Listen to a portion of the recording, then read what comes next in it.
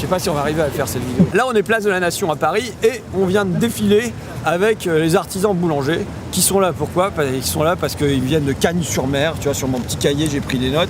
De Chavilly-la-Rue, de Montargis, de Charlette-sur-Loing, Chalette. Et qui racontent quoi? Qui racontent qu'ils voient leur facture être multipliée par 2, par 4, par 8, par 10, jusqu'à 500 € du mégawattheure, sachant, et ils sont très compétents sur ça forcément, puisque ça les empêche de dormir la nuit. Ça leur est vendu 500 € du mégawattheure, tandis que EDF le produit à 80 € du mégawattheure. Alors là, moi j'arrive et je sors mes petits trucs, tu sais, tu m'as vu à la télé, qu'à l'époque, avec voilà comment c'était avant, voilà comment c'est maintenant.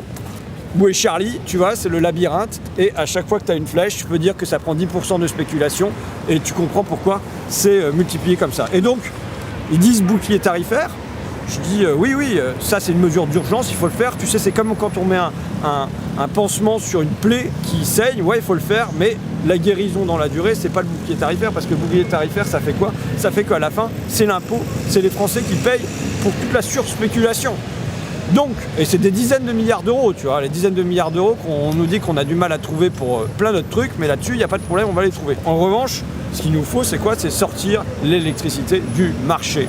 Sortir l'électricité du marché. Ça, pendant des décennies, ça a fonctionné, avec EDF nationalisé, un tarif réglementé, et ça pouvait augmenter, mais au moins les industriels, parce qu'on en a rencontré aussi pour qui ça passe de 70 000 € par mois à 700 000 € par mois, les mairies, les collectivités, les artisans, les usagers, ils avaient une vision que ça allait augmenter de 5, 7%, 10%, bon, beaucoup parfois, mais il y avait une visibilité là-dessus et ça leur permettait de se préparer. Là, qu'est-ce qui se passe?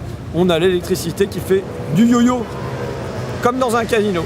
Eh bien, il faut sortir de ça. On voit comment là-dessus, la concurrence, l'absolu, qu'il faut mettre de la compétitivité là-dedans, qu'il doit y avoir plusieurs fournisseurs. Bon, ça installe quoi? Ça installe du chaos dans la société.